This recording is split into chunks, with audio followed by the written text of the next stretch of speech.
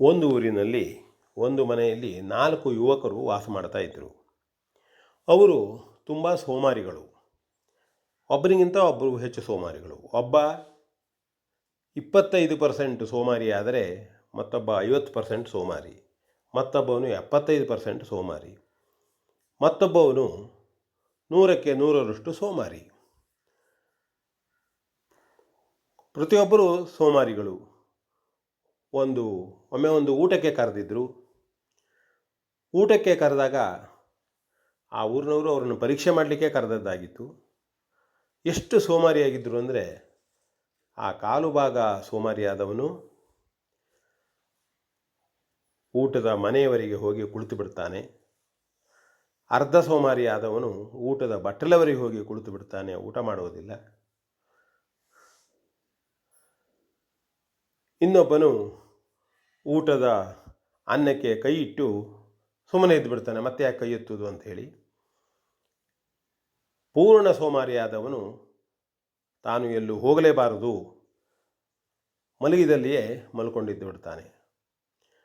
ಹೀಗೆ 4 ಜನ ಸೋಮಾರಿಗಳು ಇದ್ದರು.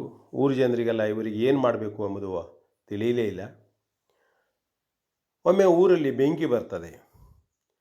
ಬೆಂಕಿ ಬಂದಾಗ ಮೊದಲನೆಯ ಕಾಲು ಭಾಗದ ಸೋಮಾರಿ ಸ್ವಲ್ಪ ಓಡಿ ತಪ್ಪಿಸ್ಕೊಳ್ತಾನೆ.